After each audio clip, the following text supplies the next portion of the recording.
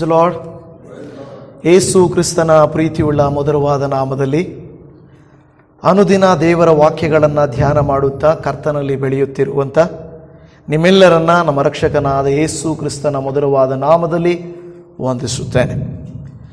ಕ್ರೈಸ್ತರು ಆಶೀರ್ವಾದದ ಸಂದೇಶಗಳನ್ನು ಕೇಳುವುದು ಮಾತ್ರವಲ್ಲ, ಅನೇಕ ಇನ್ಫಾರ್ಮೇಟಿವ್ ಅಂದರೆ ವಿಷಯಾರ್ಥಗಳನ್ನು ಅರ್ಥ ಮಾಡಿಕೊಳ್ಳುವುದು ಕೂಡ ಕಲಿತಿರಬೇಕು. ಯಾರಾದರೂ ಏನಾದರೂ ನಮ್ಮನ್ನು ಪ್ರಶ್ನೆ ಮಾಡುವಾಗ ಅದಕ್ಕೆ ಉತ್ತರಿಸುವುದಕ್ಕೆ ನಮ್ಮ ಬಳಿಯಲ್ಲಿ ಅದಕ್ಕೆ ಬೇಕಾಗಿರುವಂಥ ವಿಷಯಾರ್ಥಗಳು ನಮ್ಮ ಬಳಿಯಲ್ಲಿ ಇರಬೇಕು.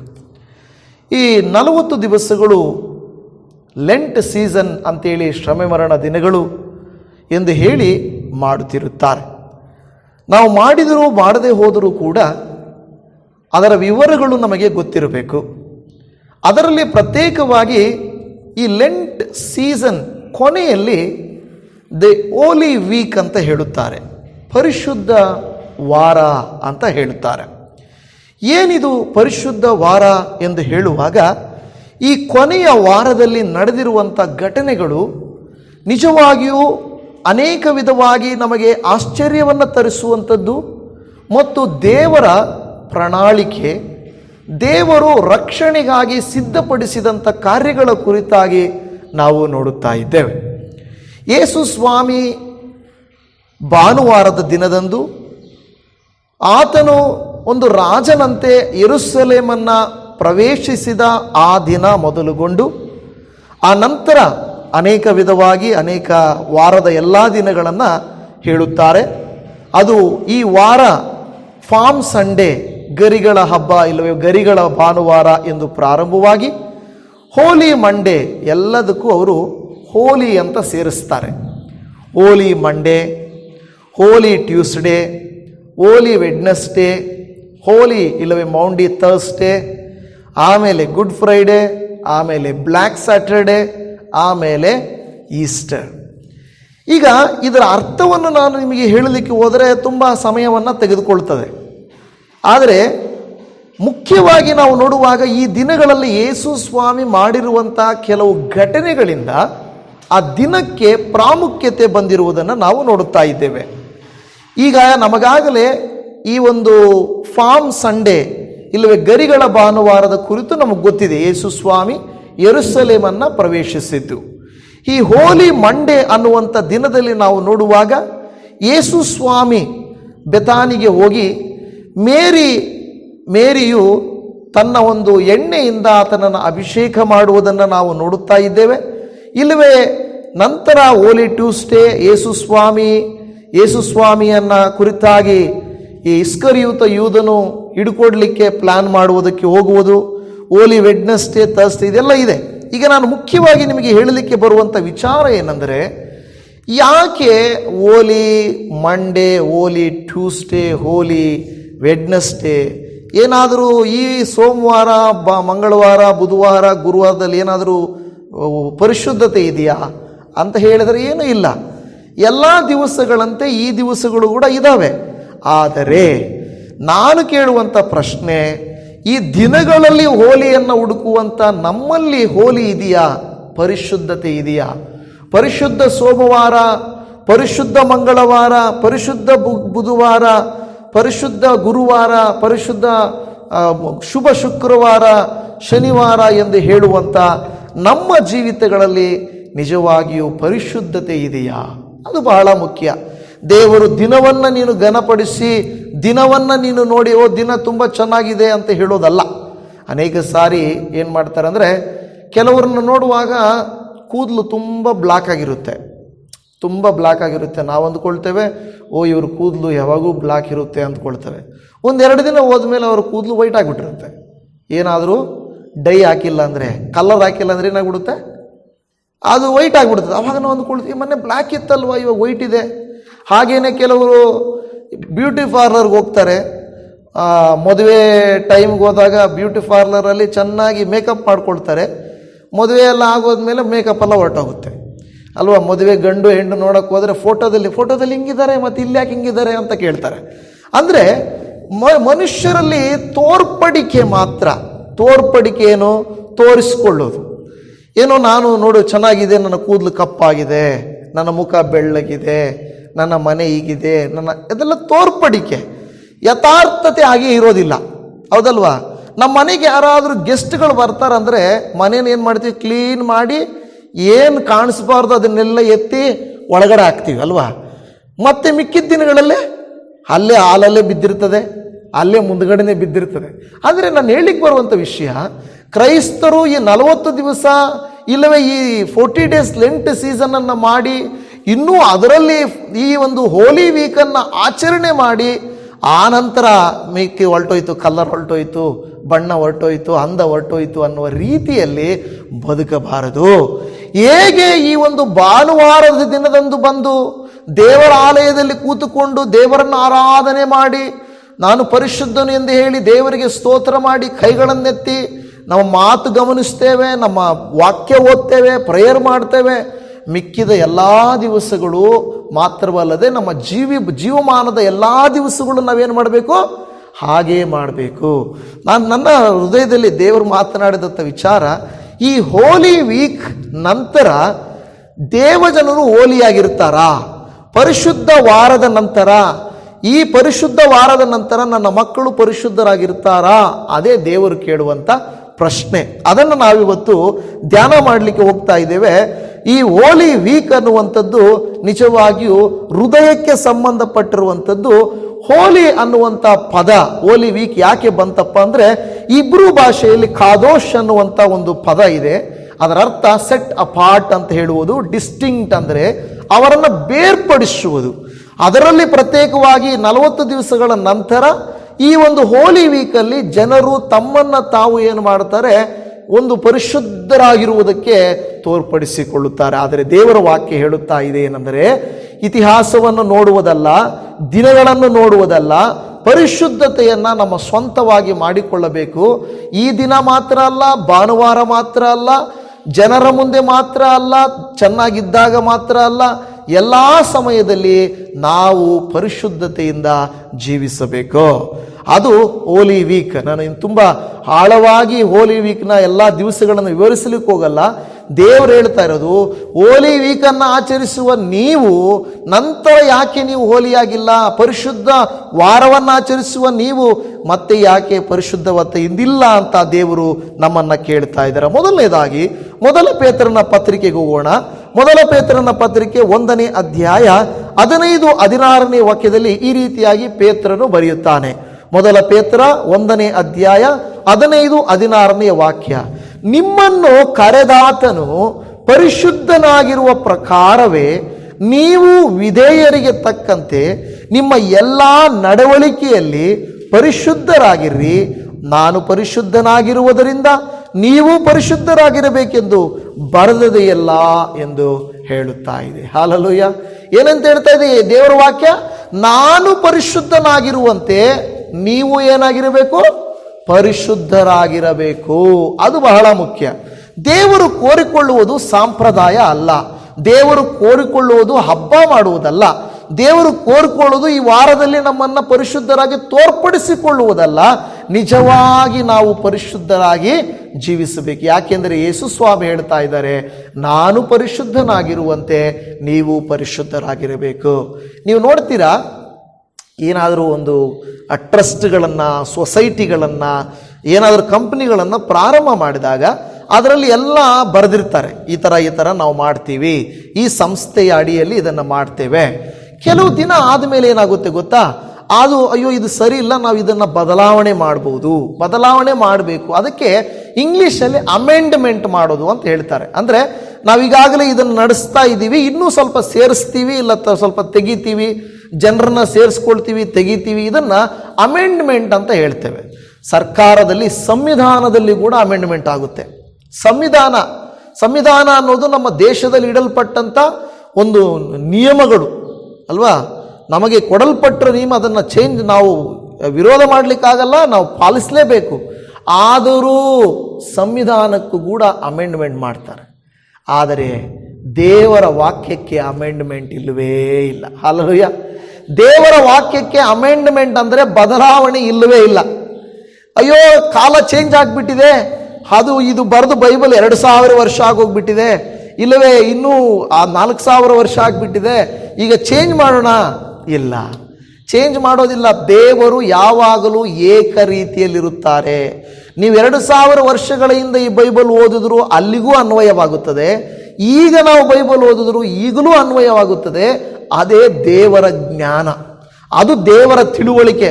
ಅಯ್ಯೋ ಇದು ಕಾಲಕ್ಕೆ ಸೆಟ್ಟಾಗಲ್ಲ, ಇದನ್ನು ತೆಗೆದಾಕ್ಬಿಟ್ಟು ಬೇರೆದು ಹಾಕೋಣ, ಇಲ್ಲ, ಆ ರೀತಿಯಾಗಿ ಇಲ್ಲ.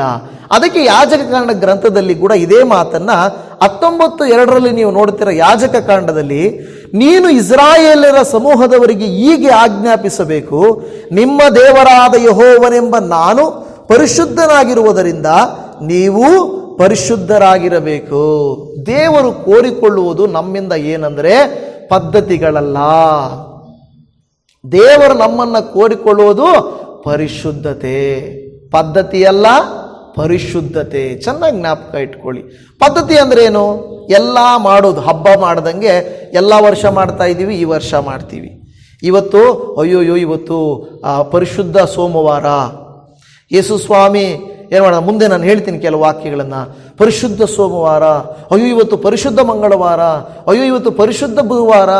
ಇದನ್ನೆಲ್ಲ ಪರಿಶುದ್ಧ ಅನ್ನೋದು ದಿನದಲ್ಲಿ ಅಲ್ಲ ಇರಬೇಕಾಗಿರೋದು, ಪರಿಶುದ್ಧ ಅನ್ನೋದು ನಮ್ಮಲ್ಲಿರಬೇಕು. ದಿನ ಏನು, ಅದೇ ರೀತಿ ಸೂರ್ಯನ ಹುಟ್ಟುತ್ತಾ ಇದ್ದಾನೆ, ಅದೇ ರೀತಿ ಗಾಳಿ ಬೀಸ್ತಾ ಇದೆ, ಅದೇ ರೀತಿ ಟೈಮ್ ಓಡ್ತಾ ಇದೆ, ಅದೇ ರೀತಿ ಜನಗಳು ಕೆಲಸ ಮಾಡ್ತಾ ಇದ್ದಾರೆ. ಆದರೆ ನಮ್ಮಲ್ಲಿ ಬರಬೇಕಾಗಿರುವಂಥದ್ದು ಪದ್ಧತಿಯಲ್ಲ, ಪರಿಶುದ್ಧತೆ. ಹಾಲೆಲೂಯಾ. ನಮ್ಮಲ್ಲಿ ಪರಿಶುದ್ಧತೆ ಬರಬೇಕು, ಅದು ದೇವರು ಕೋರಿಕೊಳ್ಳುವಂಥ ಕಾರ್ಯ. ಅದೇ ಯಾಜಕ ಕಾಂಡ 11ನೇ ಅಧ್ಯಾಯದಲ್ಲಿ 44-45ನೇ ವಾಕ್ಯದಲ್ಲಿ ಹೇಳುತ್ತದೆ, ಯಾಕೆಂದರೆ ನಾನು ನಿಮ್ಮ ದೇವರಾದ ಯೆಹೋವನು, ನೀವು ದೇವಜನರಿಗೆ ತಕ್ಕಂತಿರಬೇಕು. ನಾನು ಪರಿಶುದ್ಧನಾಗಿರುವುದರಿಂದ ನೀವೂ ಪರಿಶುದ್ಧರಾಗಿರಬೇಕು. ದೇವರು ಹೇಳ್ತಿರುವಂಥ ಮಾತು ಏನಂದ್ರೆ, ಯಾಕೆ ನೀವು ಪರಿಶುದ್ಧರಾಗಿರಬೇಕು ಅಂತ ಹೇಳ್ತಾ ಇದೆ? ನಾನು ನಿಮ್ಮ ದೇವರಾದ ಕರ್ತನು. ಹಾಗಾದ್ರೆ ನೀವು ನನ್ನ ಮಕ್ಕಳು, ನನ್ನ ಮಕ್ಕಳು ನಂತರನೇ ಇರಬೇಕು, ಹೌದಲ್ವಾ? ಏನು ಹೇಳ್ತಾರೆ ಗೊತ್ತಾ? ಬೀಜದಂತೆ ಗಿಡ, ಗಿಡಕ್ಕೆ ತಕ್ಕಂತೆ ಫಲ, ಅಲ್ವಾ? ಗುಣ ಚೆನ್ನಾಗಿರಬೇಕು. ಬಿತ್ತನೆ ಬೀಜ ಅಂತ ಹೇಳ್ತೀವಿ ನಾವು. ಯಾವುದಂದ್ರೆ ಅದನ್ನು ಬಿತ್ತನೆ ಬೀಜ ಮಾಡ್ಕೊಳ್ಳಲ್ಲ, ಚೆನ್ನಾಗಿರೋದನ್ನು ಬಿತ್ತನೆ ಬೀಜ ಮಾಡ್ಕೊಳ್ಳೋದು. ಯಾಕೆಂದರೆ ಇದು ಚೆನ್ನಾಗಿ ಬೆಳೆದು, ಕೆಲವರು ಹೇಳ್ತಾ ಇರ್ತಾರೆ, ಕಳೆದ ಸಾರಿ ನಾವು ಒಂದು ಕಡೆ ಹೋದಾಗ ಒಂದು ಒಳ್ಳೆ ದೊಡ್ಡ ಕುಂಬಳಕಾಯಿ, ಆ ಕುಂಬಳಕಾಯಿ ನೋಡಿದಾಗ, ಇಷ್ಟು ಸೈಜ್ ಇದೆಯಾ, ಹಾಗಾದ್ರೆ ಇದರ ಬಿತ್ತನೆ ಬೀಜ ಬೇಕು, ಇದರ ಬೀಜ ನನಗೆ ಬೇಕು, ಯಾಕೆಂದರೆ ಇದು ಚೆನ್ನಾಗಿದೆ, ಬೆಳೆದಿದೆ. ಹಾಗಾದ್ರೆ ಇದರ ಬೀಜವನ್ನು ನಾವು ತೆಗೆದುಕೊಂಡು ಹಾಕಿದ್ರೆ ಏನಾಗುತ್ತೆ? ಅದೇ ರೀತಿಯಾದಂಥ ಕುಂಬಳಕಾಯಿ ನಮಗೆ ಸಿಗ್ತದೆ. ಅದರ್ಥ ನಾವು ಹೇಗಿರಬೇಕಂದ್ರೆ ಆ ಕುಂಬಳಕಾಯಿಯ ಬೀಜದಂತೆ ನಾವು ಇರಬೇಕು. ನಾವು ದೇವರ ಮಕ್ಕಳು. ಹಾಗಾದ್ರೆ ನಮ್ಮಲ್ಲಿ ಆ ಗುಣ ಇರಬೇಕು. ನಮ್ಮಲ್ಲಿ ಆ ಗುಣ ಇಲ್ಲದೆ ಹೋದರೆ ನಾವು ಪ್ರಯೋಜನಕ್ಕೆ ಬರೋದಿಲ್ಲ. ಅದಕ್ಕೆ ದೇವರು ಹೇಳ್ತಾ ಇದ್ದಾರೆ, ನಾನು ನಿಮ್ಮ ದೇವರು, ನೀವು ನನ್ನ ಮಕ್ಕಳು, ನಾನು ಹೆಂಗಿದ್ದೀನೋ ನೀವು ಕೂಡ ಹಂಗೇ ಇರಬೇಕು ಅಂತ ದೇವರು ಕೋರಿಕೊಳ್ಳುತ್ತಾ ಇದ್ದಾರೆ. ಅದನ್ನು ನಮಗೆ ಹೇಳುತ್ತಾ ಇದ್ದಾರೆ. ದೇವರು ನಮ್ಮಿಂದ ಎದುರು ನೋಡುವಂಥದ್ದು ಆ ಪರಿಶುದ್ಧತೆಯನ್ನ ಎಂಬುದಾಗಿ ನಾವು ನೋಡುತ್ತಾ ಇದ್ದೇವೆ. ಪ್ರೀತಿಯ ಜನವೇ, ಮೊದಲನೇದಾಗಿ ಮೊದಲನೇ ದಿನ ನಾವು ನೋಡುವಾಗ ಫಾರ್ಮ್ ಸಂಡೇ, ಇಲ್ಲವೇ ಗರಿಗಳ ಭಾನುವಾರ, ಗರಿಗಳ ಹಬ್ಬ ಅಂತ ಹೇಳುವಂಥ ಭಾನುವಾರ. ಆ ಭಾನುವಾರದಲ್ಲಿ ಏನು ನಡೆಯಿತು? ಮತ್ತಾಯನು ಬರೆದ ಸುವಾರ್ತೆ 21ನೇ ಅಧ್ಯಾಯ 12 ಮತ್ತು 13ನೇ ವಾಕ್ಯದಲ್ಲಿ, ಮತ್ತಾಯ 21, 12 ಮತ್ತು 13ನೇ ವಾಕ್ಯ. ಬಳಿಕ ಯೇಸು ದೇವಾಲಯಕ್ಕೆ ಹೋಗಿ ಅದರಲ್ಲಿ ಮಾರುವ ಕೊಳ್ಳುವ ಎಲ್ಲರನ್ನು ಹೊರಡಿಸಿಬಿಟ್ಟು ಚೀನಿವಾರರ ಮೇಜುಗಳನ್ನು, ಪಾರಿವಾಳ ಮಾರುವವರ ಕಾಲ್ಮಣೆಗಳನ್ನು ಕೆಡವಿ ಅವರಿಗೆ, ನನ್ನ ಆಲಯವು ಪ್ರಾರ್ಥನಾಲಯವೆನಿಸಿಕೊಳ್ಳುವುದು ಎಂದು ಬರೆದದೆ, ಆದರೆ ನೀವು ಅದನ್ನು ಕಳ್ಳರಗವಿ ಮಾಡುತ್ತೀರಿ ಎಂದು ಹೇಳಿದನು. ಇದು ಭಾನುವಾರ ಅಲ್ಲ, ಭಾನುವಾರದ ನಂತರದ ದಿನ ಸೋಮವಾರ. ಏನಿದು ಪರಿಶುದ್ಧ ಸೋಮವಾರ ಅಂತ ಏನು ಹೇಳ್ತಾರಲ್ಲ, ಆ ಪರಿಶುದ್ಧ ಸೋಮವಾರದನ್ನು ನಾವು ನೋಡುವಾಗ ಕೆಲವರು ಏನು ಹೇಳ್ತಾರೆ, ಆ ದಿನದಂದು ಯೇಸು ಸ್ವಾಮಿ ದೇವಾಲಯವನ್ನು ಶುದ್ಧೀಕರಿಸಿದನು. ಯಾಕೆಂದರೆ ಅದು ಅಪವಿತ್ರವಾಗಿತ್ತು, ಅದು ಅಪರಿಶುದ್ಧವಾಗಿತ್ತು, ಕೆಟ್ಟತನವು ತುಂಬಿತ್ತು. ನೋಡಿ, ಅಲ್ಲಿ ಏನು ನಡೀತಾ ಇತ್ತು ಅಂದರೆ, ಅಲ್ಲಿ ಬಲಿ ತೆಗೆದುಕೊಳ್ತಾರಲ್ವಾ, ಅವ್ರೇನು ಮಾಡ್ತಾ ಇದ್ರು? ಮೋಸ ಮಾಡ್ತಾ ಇದ್ರು, ವಂಚನೆ ಮಾಡ್ತಾ ಇದ್ರು. ದೇವರಿಗೆ ಕೊಡಬೇಕಾಗಿರೋದು ಉತ್ತಮವಾಗಿರುವಂಥದ್ದು ಕೊಡಬೇಕಾಗಿರೋದು. ಅಲ್ಲಿರೋ ಈಗ ಏನು ಮಾಡ್ತಾರೆ ಗೊತ್ತಾ, ದುಡ್ಡಿರೋರದೇ ದರ್ಬಾರ್ ಅಲ್ವಾ. ಇಲ್ಲಿ ದೇವಾಲಯದಲ್ಲಿ ಏನು ಮಾಡಿಬಿಟ್ಟಿದ್ರು ಗೊತ್ತಾ, ಅಂಗಡಿಗಳು ಇಟ್ಕೊಂಡು ಬಿಟ್ಟಿದ್ರು. ಏನೋ ಪಾರಿವಾಳಗಳು ಮಾರೋದು, ಕುರಿಗಳನ್ನು ಮಾರೋದು, ಮೇಕೆಗಳನ್ನು ಮಾರೋದು, ಅಲ್ಲ ದೇವಾಲಯಕ್ಕೆ ಏನು ಬೇಕೋ ಅದನ್ನು ಮಾರೋದು, ಬಲಿ ಕೊಡ್ಲಿಕ್ಕೆ ಏನು ಮಾರೋದು. ಅದೇನಾಗ್ಬಿಟ್ಟಿತ್ತು, ದೇವಾಲಯ ಅಂದರೆ ಹೆಂಗಿರಬೇಕು, ದೇವರನ್ನು ಆರಾಧಿಸುವ ಸ್ಥಳ ಆಗಿರಬೇಕು, ಸೈಲೆನ್ಸ್ ಇರಬೇಕಲ್ಲಿ. ದೇವಾಲಯ ಅಂದರೆ ಸೈಲೆನ್ಸ್ ಇರಬೇಕು. ಸೈಲೆನ್ಸ್ ಅಂದರೆ ಮೊದಲು ಅಲ್ಲೇನು ಗಲಾಟೆ ಇರಬಾರ್ದು. ಆದರೆ ಅಲ್ಲಿ ಏನಾಗ್ತಾ ಇತ್ತು ಗೊತ್ತಾ, ಅಲ್ಲಿ ದೇವಾಲಯ ಇದೆ, ಅಲ್ಲಿ ಹೇಳ್ತಾ ಇದ್ದು ನೋಡಿ, ದೇವಾಲಯಕ್ಕೆ ಹೋಗಿ ಅದರಲ್ಲಿ ಅಂತ ಹೇಳ್ತಾ ಇದೆ. ಯಾವುದರಲ್ಲಿ? ಆಲಯದಲ್ಲಿ ಹೋಗ್ಬಿಟ್ಟು ಅಲ್ಲೇನು ಹೇಳ್ತಾರೆ ಗೊತ್ತಾ, ಪಾರಿವಾಳ ಪಾರಿವಾಳ ಪಾರಿವಾಳ. ಇದನ್ನ ಹೆಂಗ್ ಎಲ್ಲಿ ಮಾಡ್ತಾರೆ? ಸಂತೆಯಲ್ಲಿ ತಾನೇ ಬರೋದು.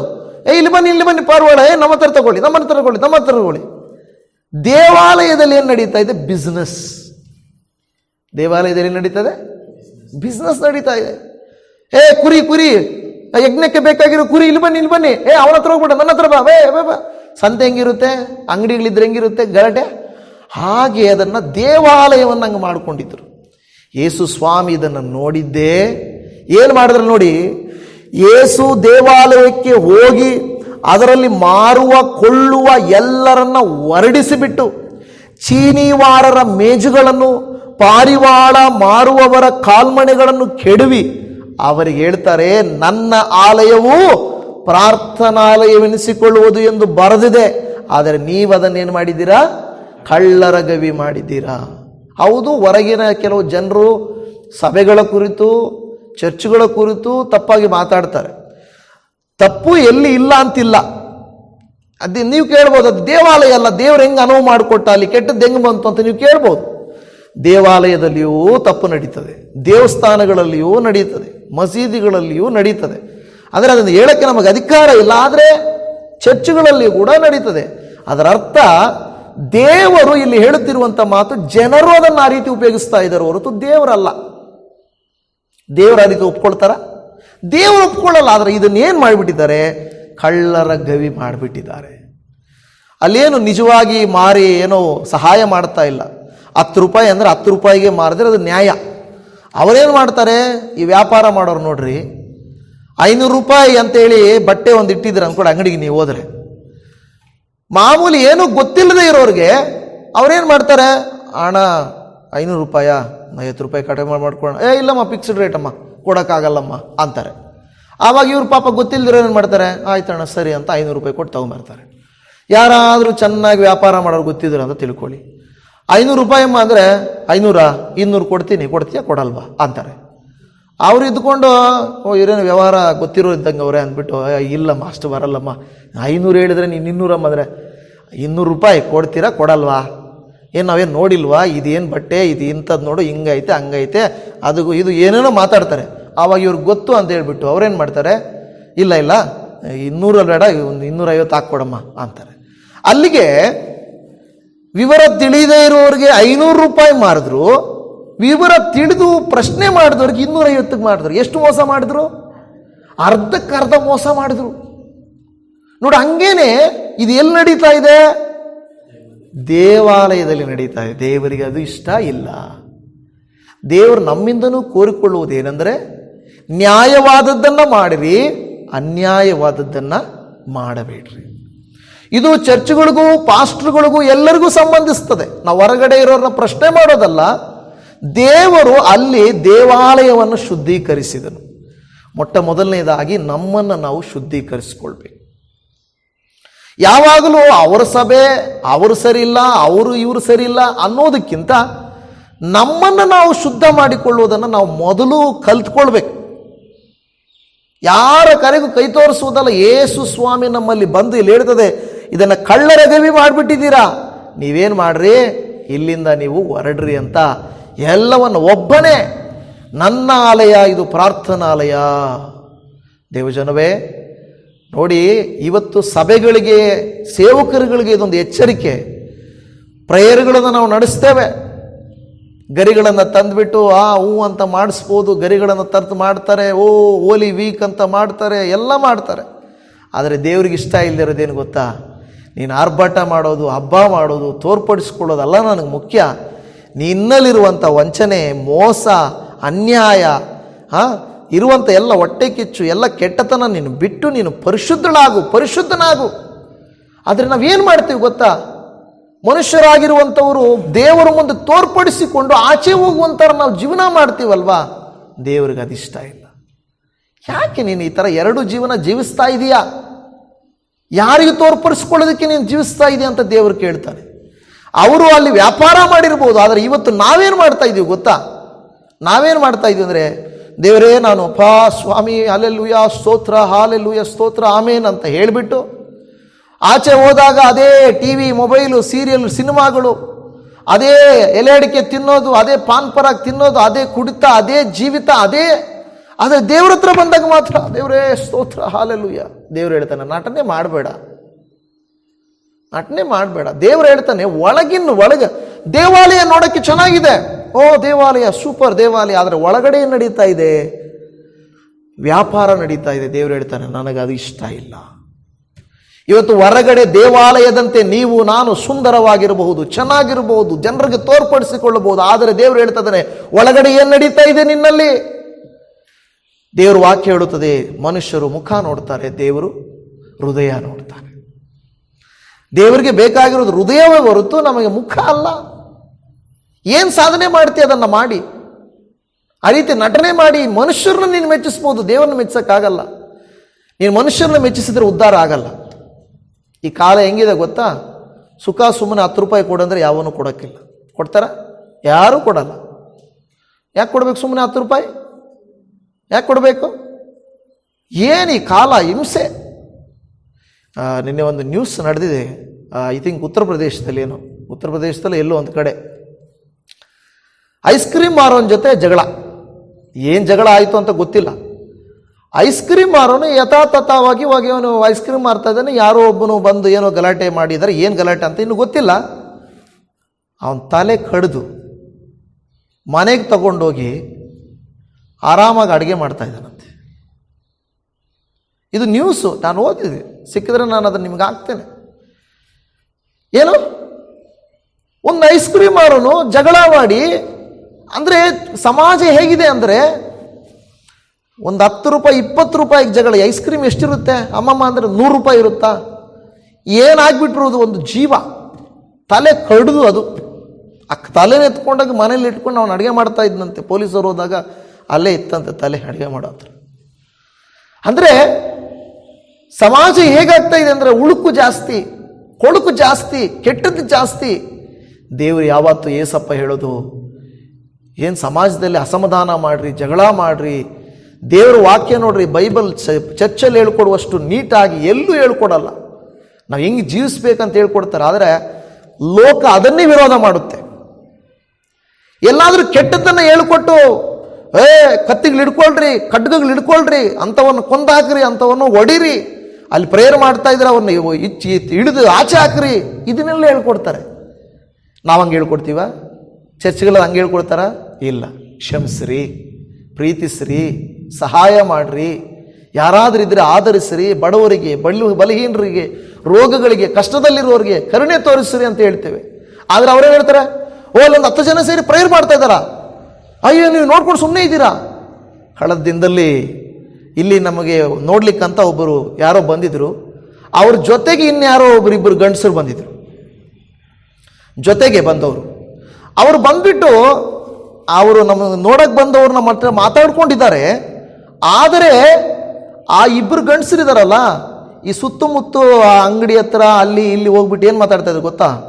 ಇವರು ಇಷ್ಟು ಬಿಲ್ಡಿಂಗ್ ಕಟ್ಟೋರು ಅಂದರೆ ಯಾವುದೋ ಫಾರಿನ್ನಲ್ಲಿ ದುಡ್ಡು ಬಾದಿರ ಕಟ್ಟಿರ್ತೀರಾ, ನೀವೆಲ್ಲ ಸುಮ್ಮನೆ ಇದ್ದೀರಲ್ಲ ಇದನ್ನು ನೋಡಿಕೊಂಡು. ಎಂಥ ಮಾತಾಡ್ಬೇಕಾಗಿರೋದು? ಅವ್ರು ಬಂದು ಏನು ಮಾತಾಡಿದ್ದಾರೆ ಇಲ್ಲೆಲ್ಲ? ಇವ್ರಿಗೆ ನಿಮ್ಗೆ ಗೊತ್ತಾ ಇವ್ರ ದುಡ್ಡು ಎಲ್ಲಿಂದ ಬಂತು ಗೊತ್ತಾ? ಎಲ್ಲ ಏನು ಮಾಡಿದ್ದಾರೆ ಗೊತ್ತಾ? ನೀವೆಲ್ಲ ಹಂಗೆ ಇವ್ರು ಬಿಲ್ಡಿಂಗ್ ಕಟ್ತಾ ಇದ್ರು ನೋಡ್ಕೊಂಡಿದ್ದೀರಲ್ಲ, ಚರ್ಚು ಅಂದರೆ ಸುಮ್ಮನೆ ಇದ್ದೀರಲ್ಲ ಅಂತೇಳಿ ಮಾತಾಡ್ಕೊಂಡು ಹೋಗಿದ್ದಾರೆ. ನೋಡಿ ಹಂಗೆ ಹೆಂಗಿದೆ ನೋಡಿ ಕಥೆಗಳು. ಅಂದರೆ ಜನರ ಮನಸ್ಸಲ್ಲಿ ಇರುವಂಥದ್ದು ಏನಂದ್ರೆ, ನಾವು ಮಾಡೋದೇನೋ ಸಮಾಜಕ್ಕೆ ಜನರಿಗೆ 4 ಜನರ ಕುಟುಂಬ ಒಳ್ಳೇದಾಗಲಿ ಅಂತ ನಾವು ಮಾಡಿದ್ರೆ, ಅಲ್ಲಿ ಹೊರಗಡೆ ಮಾತಾಡ್ಕೊಳ್ಳೋದೇನೆಂದರೆ ಇವರೇನೋ ಮಾಡ್ತಾ ಇದ್ದಾರೆ ಜನರನ್ನ. ಏನು ಮಾಡ್ತಾ ಇದ್ದಾರೆ ಜನರನ್ನ? ಯೇಸು ಸ್ವಾಮಿ ಶುದ್ಧೀಕರಿಸ್ತಾನೆ ಹೊರತು ಪದ್ಧತಿಗಳನ್ನು ಆತನು ಹೆಚ್ಚಿಸುವುದಿಲ್ಲ. ಪರಿಶುದ್ಧನಾಗಿ ಮಾಡುತ್ತಾನೆ ಹೊರತು ಪದ್ಧತಿಗಳನ್ನಲ್ಲ. ನೀನು ನಾನು ಅನ್ನೋ ದ್ವೇಷಗಳನ್ನು ಆತನು ಹುಟ್ಟಿಸುವುದೇ ಇಲ್ಲವೇ ಇಲ್ಲ. ನೋಡಿ, ಆ ರೀತಿಯಾಗಿ ದೇವಾಲಯವನ್ನು ಆತನು ಶುದ್ಧೀಕರಿಸಿದ. ಆತನು ಹೋಗಿ ಎಲ್ಲೋ ಮಾಡಲಿಲ್ಲ. ಇವತ್ತು ನಮ್ಮನ್ನು ನಾವು ಶುದ್ಧೀಕರಿಸಿಕೊಳ್ಬೇಕು. ಬೇರೆಯವ್ರನ್ನ ಶುದ್ಧೀಕರಿಸೋಕ್ಕೆ ನಮ್ಮ ಕೆಲಸ ಅಲ್ಲ. ನಮ್ಮನ್ನು, ನಮ್ಮ ಕುಟುಂಬಗಳನ್ನು ಸರಿಪಡಿಸಿಕೊಳ್ಳೋದು ನಮಗೆ ಬೇಕಾಗಿರುವುದು. ಅದನ್ನೇ ನಾವು ನೋಡ್ತಾ ಇದ್ದೇವೆ. ಆ ಒಂದು ದಿನದಲ್ಲಿ ಆ ರೀತಿ ನಡೀತದೆ. 2ನೇ ದಿನ ಮೌಂಡಿ ಥರ್ಸ್ಡೇ ಅಂತಿದೆ. ಮೌಂಡಿ ಥರ್ಸ್ಡೇ ಅಂತ ಹೇಳುವಾಗ, ಮೌಂಡಿ ಥರ್ಸ್ಡೇ ಅಂದರೆ ಒಂದು ದುಃಖದ ಗುರುವಾರ ಅಂತ ಹೇಳಿ. ಏನು ನಡೀತದೆ ಮೌಂಡಿ ಥರ್ಸ್ಡೇ ಅಂದರೆ ಗುರುವಾರ. ಈ ಮೌಂಡಿ ಥರ್ಸ್ಡೇಯಲ್ಲಿ ಯೇಸು ಸ್ವಾಮಿ ಮಾಡಿದ ಕೆಲಸ ಏನು ಗೊತ್ತಾ? ಯೇಸು ಸ್ವಾಮಿ ಶಿಷ್ಯರ ಪಾದಗಳನ್ನು ತೊಳೆದರು. ಅಲ್ಲಿ ನಾವು ನೋಡ್ತಾ ಇದ್ದೇವೆ ವಾಕ್ಯವನ್ನು, ಯೋಹಾನ 13:15 ವಾಕ್ಯದಲ್ಲಿ ನೀವು ನೋಡ್ರಿ, ನಾನು ನಿಮಗೆ ಮಾಡಿದ ಮೇರೆಗೆ ನೀವು ಸಹ ಮಾಡುವಂತೆ ನಿಮಗೆ ಮಾದರಿಯನ್ನು ತೋರಿಸಿದ್ದೇನೆ ಎಂದು ಹೇಳುತ್ತಾ ಇದ್ದಾರೆ. ಹಾಲೆಲೂಯ. ಇಲ್ಲ, ನಾನು ಮಾಡಿದ ಹಾಗೆ.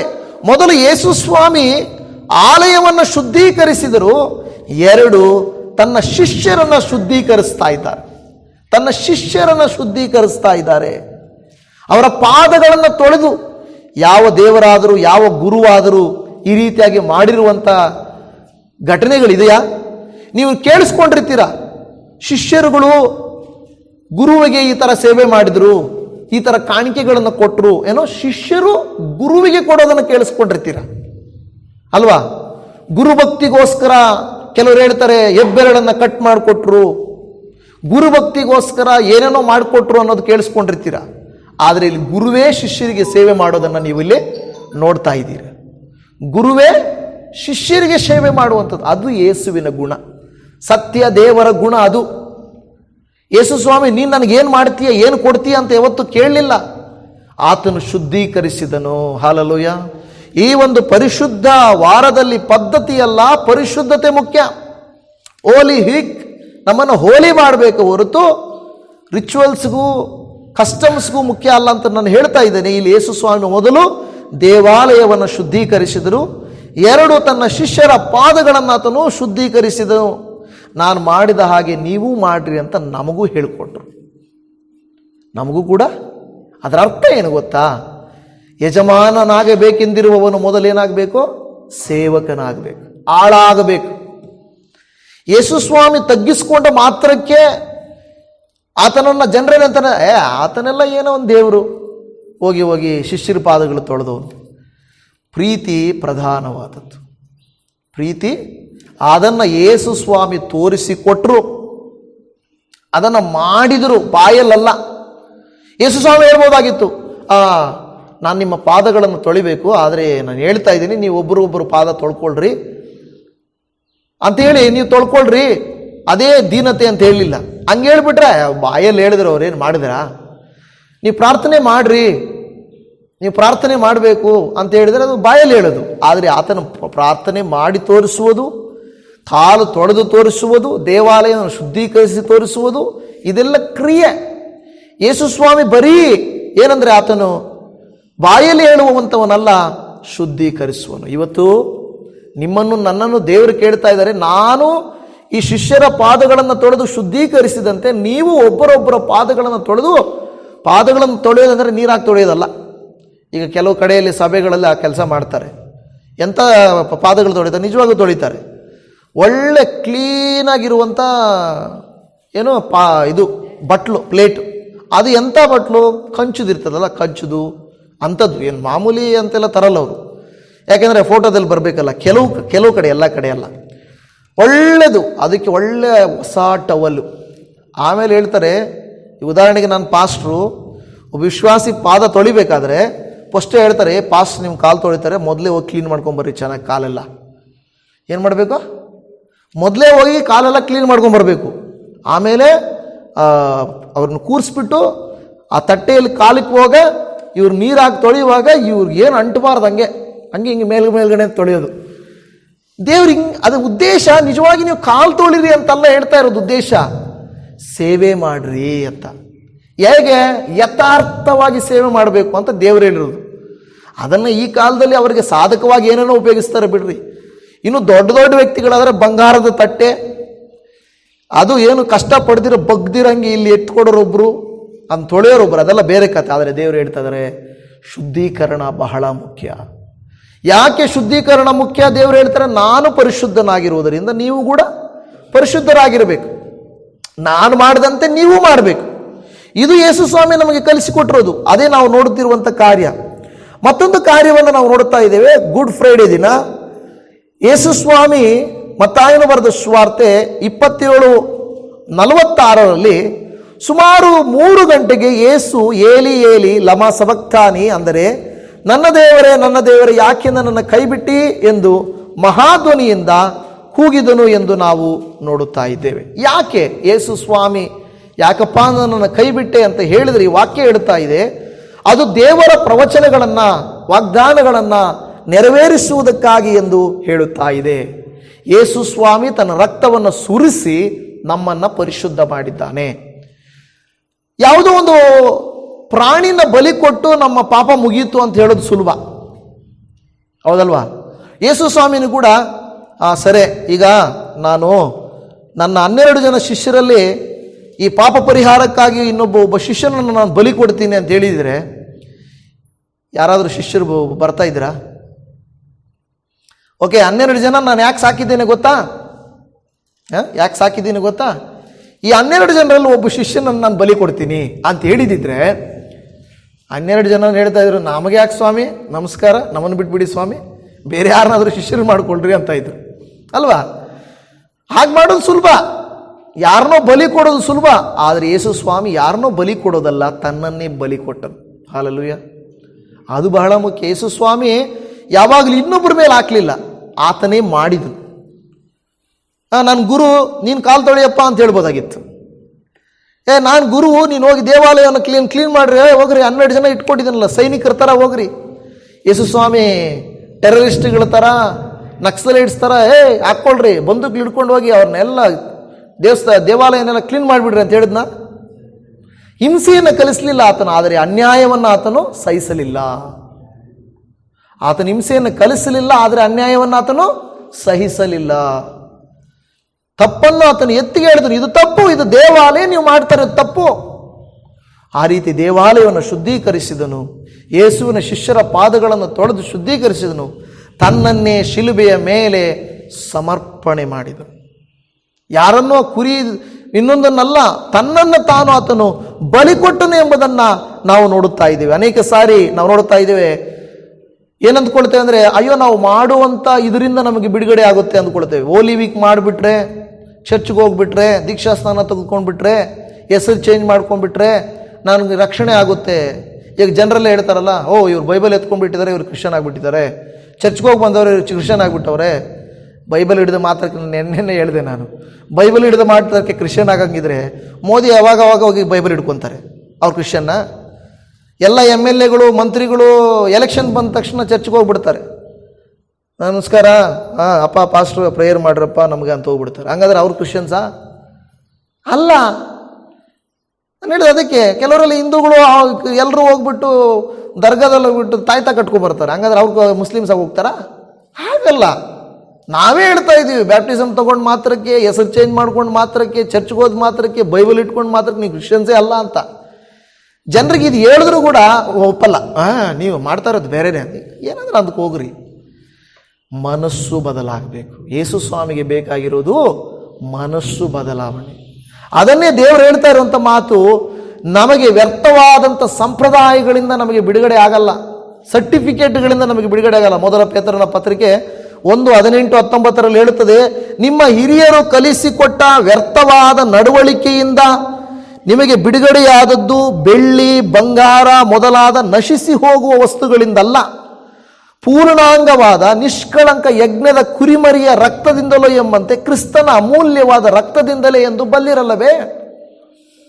ದೇವರ ವಾಕ್ಯ ಕೇಳ್ತಾ ಇರುವಂಥದ್ದು, ನಿಮಗೆ ಬಿಡುಗಡೆ ಆಗಿದ್ದು ಸಂಪ್ರದಾಯದಿಂದಲ್ಲ, ಲೆಂಟ್ ಸೀಸನ್ ಮಾಡಿದ್ರಿಂದ ನಿಮಗೆ ಬಿಡುಗಡೆ ಆಯಿತು ಅಂತಲ್ಲ, ಹೋಲಿ ವೀಕನ್ನು ಆಚರಣೆ ಮಾಡಿದ್ರೆ ನಿಮಗೆ ಬಿಡುಗಡೆ ಆಯಿತು ಅಂತಲ್ಲ.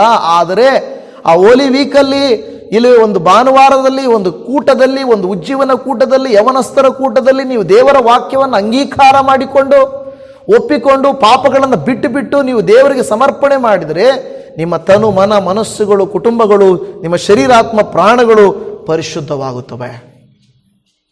ಅದು ದೇವರ ವಾಕ್ಯ ಹೇಳ್ತಾ ಇರೋದು. ಯೋಹಾನ 1:29 ಹೇಳ್ತದೆ, ಮರುದಿನ ಯೋಹಾನನು ತನ್ನ ಕಡೆಗೆ ಬರುವ ಯೇಸುವನ್ನು ನೋಡಿ, ಅಗೋ ಯಜ್ಞಕ್ಕೆ ದೇವರು ನೇಮಿಸಿದ ಕುರಿ, ಲೋಕದ ಪಾಪವನ್ನು ನಿವಾರಣೆ ಮಾಡುವವನು ಎಂದು ಹೇಳಿದ್ದಾನೆ.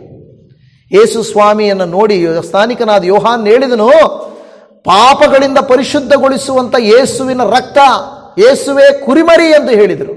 ನೋಡಿದ್ರ, ದೇವಾಲಯದ ಶುದ್ಧೀಕರಣ, ಯೇಸುವಿನ ಶಿಷ್ಯರ ಪಾದಗಳ ಶುದ್ಧೀಕರಣ, ನಮ್ಮ ಪಾಪಗಳ ಶುದ್ಧೀಕರಣ. ಹಾಲೆಲೂಯಾ. ನಮ್ಮ ಪಾಪಗಳ ಶುದ್ಧೀಕರಣ, ನಮ್ಮ ಪಾಪಗಳ ಶುದ್ಧೀಕರಣ ಆಗಬೇಕಾದ್ರೆ ನೋಡಿ, ಗಮನಿಸಿರಿ, ನಮ್ಮ ಒಂದು ಯಾವುದೇ ರೀತಿಯಾದಂಥ ನಾವು ಮಾಡುವಂಥ ಹಿರಿಯರ ವ್ಯರ್ಥವಾದಂಥ ನಡವಳಿಕೆಯಿಂದಲೋ ಬೆಳ್ಳಿ ಬಂಗಾರ ಅಂತ ವಸ್ತುಗಳಿಂದಲೋ ಅಲ್ಲ, ಯೇಸುವಿನ ರಕ್ತದಿಂದ. ಹಾಲೆಲೂಯಾ. ಯಾವ ರೀತಿ?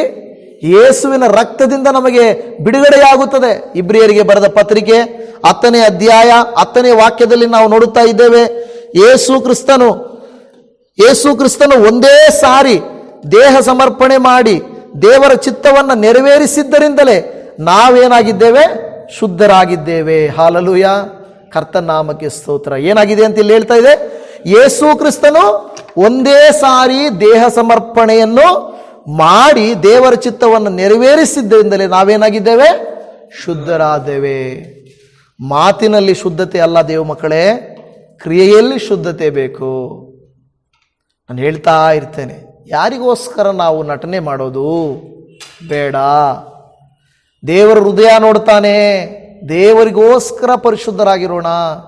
ಯಾರಿಗೋಸ್ಕರನಲ್ಲ, ಪಾಸ್ಟರ್ಗೋಸ್ಕರ, ಚರ್ಚ್ಗೋಸ್ಕರ, ಜನರಿಗೋಸ್ಕರ, ಸಮಾಜಕ್ಕೋಸ್ಕರ ಅಲ್ಲ, ನಮಗೋಸ್ಕರ ನಾವು ಪರಿಶುದ್ಧರಾಗಿರಬೇಕು. ಇನ್ನು ಎಷ್ಟೋ ವಿಚಾರಗಳಿದೆ, ಅದನ್ನೆಲ್ಲ ನಾನು ಮಾತಾಡೋಕ್ಕಾಗೋದಿಲ್ಲ. ಆದರೆ ನಾವು ಪರಿಶುದ್ಧತೆಯನ್ನು ಪ್ರೀತಿಸಬೇಕು, ಪಾಪಗಳಿಂದ ನಾವು ಬಿಟ್ಟು ಹೋಗಬೇಕು. ಅದು ದೇವರು ಕೋರಿಕೊಳ್ಳುವಂಥ ಕಾರ್ಯ. ಕೊನೆಯದಾಗಿ ಒಂದು ವಚನವನ್ನು ಓದಿ ಮುಗಿಸ್ತೇನೆ. ಮೊದಲ ಥೆಸಲೋನಿಕದವರಿಗೆ ಬರೆದ ಪತ್ರಿಕೆ 5ನೇ ಅಧ್ಯಾಯ 23ನೇ ವಚನದಲ್ಲಿ, ಮೊದಲ ಥೆಸಲೋನಿಕ 5:23, ಶಾಂತಿದಾಯಕನಾದ ದೇವರು ತಾನೇ ನಿಮ್ಮನ್ನು ಪರಿಪೂರ್ಣವಾಗಿ ಪವಿತ್ರ ಮಾಡಲಿ. ನಮ್ಮ ಕರ್ತನಾದ ಯೇಸು ಕ್ರಿಸ್ತನು ಪ್ರತ್ಯಕ್ಷನಾದಾಗ ನಿಮ್ಮ ಆತ್ಮ, ಪ್ರಾಣ, ಶರೀರಗಳು ದೋಷವಿಲ್ಲದೆ ಸಂಪೂರ್ಣವಾಗಿ ಕಾಣಿಸುವಂತೆ ಕಾಪಾಡಲ್ಪಡಲಿ. ಹಾಲೆಲೂಯಾ. ಯಾವ್ಯಾವ ಪರಿಶುದ್ಧರಾಗಿರ್ಬೇಕಂತೆ? ನಿಮ್ಮ ಆತ್ಮ, ಪ್ರಾಣ, ಶರೀರ. ನಾವಿಲ್ಲಾಂದ್ರೆ ಶರೀರ, ಆತ್ಮ, ಪ್ರಾಣಗಳು ಅಂತ ಹೇಳ್ತೀವಿ. ಯಾವೆಲ್ಲ ಪರಿಶುದ್ಧವಾಗಿರ್ಬೇಕಂತೆ? ಶರೀರ, ಆತ್ಮ, ಪ್ರಾಣಗಳು. ಈಗ ನಾವು ಅಂದುಕೊಳ್ಬೋದು, ಈ ಒಂದು ಹೋಲಿ ವೀಕಲ್ಲಿ ನಾನು ಒಳ್ಳೆಯ ಬಿಳಿ ಬಟ್ಟೆ ಧರಿಸ್ಕೊಂಡು ಬಂದುಬಿಟ್ಟಿದ್ದೀನಿ. ನಾನು ಬಿಳಿ ಬಟ್ಟೆ ಧರಿಸ್ಕೊಂಡು ಬಂದಾಗ ನೀವು ಅನ್ಬೋದು, ಬಾ ಪಾಸ್ಟ್ರು ಪರಿಶುದ್ಧರಾಗ್ಬಿಟ್ಟವರಪ್ಪ. ಏನು ಬಟ್ಟೆ ಹಾಕ್ಕೊಂಡಿದ್ದಕ್ಕೆ ಪರಿಶುದ್ಧರಾಗ್ಬಿಟ್ರಾ? ತಲೆಯಿಂದ ಕಾಲುವರೆಗೂ ಬೆಳ್ಳಗೆ ಹಾಕ್ಕೊಂಡು ಬಂದುಬಿಟ್ರೆ ಅಬ್ಬಬ್ಬಬ್ಬ, ಇವು ಒಳ್ಳೆ ದೇವದೂತರು ಹೆಂಗಿರ್ತಾರೆ? ಬೆಳ್ಳಗಿರ್ತಾರಂತೆ. ಎಲ್ಲ ಬೆಳ್ಳಗೇನೆ, ಮೇಲಿಂದ ಕೆಳಗೊಳಗೂ ಬೆಳ್ಳಗಿರ್ತಾರೆ.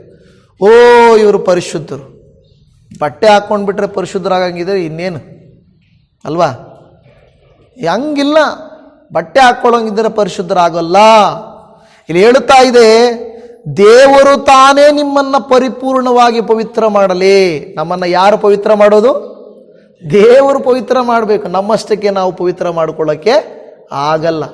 ಬಟ್ಟೆ ಹಾಕ್ಕೊಳ್ಬೋದು, ತೋರಿಸ್ಕೋಬೋದು ಜನರ ಮುಂದೆ. ನಾನು ಪ್ರಾರಂಭದಲ್ಲಿ ಹೇಳಿದಾಗೆ ಹೋಗ್ಬಿಟ್ಟು ಮೊನ್ನೆ ಯಾವುದೋ ಒಂದು ವಿಡಿಯೋ ನೋಡ್ತಾ ಇದ್ದೆ. ಒಬ್ಬಾತ ಫೋಟೋ ಹಿಡ್ಕೊಂಡು ನೋಡ್ತಾ ಇದ್ದಾನೆ ಆ ಮೊಬೈಲಲ್ಲಿ. ಅದು ತೋರಿಸ್ತಾರೆ, ಒಳ್ಳೆ ಮದುವೆ ಹೆಣ್ಣು ಫೋಟೋ. ಆ ಮದುವೆ ಹೆಣ್ಣು ಫೋಟೋ ನೋಡಿಬಿಟ್ಟು ಬಹಳ ಒಂಥರ ದುಃಖವಾಗಿದ್ದಾನೆ. ಆ ಕ್ಯಾಮ್ರಾ ಆ ಫೋಟೋ ತೋರಿಸ್ಬಿಟ್ಟು ಆಮೇಲೆ ಅವನ ಮುಖ ತೋರಿಸ್ತಾರೆ, ಅವನು ದುಃಖವಾಗಿದ್ದಾನೆ. ಆಮೇಲೆ ಆ ಫೋಟೋ ಅವನು ನೋಡಿಬಿಟ್ಟು ಅವನ ಮುಂದೆ ಇರೋ ಹೆಂಡ್ತಿನ ನೋಡ್ತಾನೆ. ನೋಡ್ತಾ ಇರ್ತಾನೆ. ನೋಡ್ಬಿಟ್ಟು ಫೋಟೋ ನೋಡಿ ದುಃಖ ಪಡ್ತಾ ಇರ್ತಾನೆ.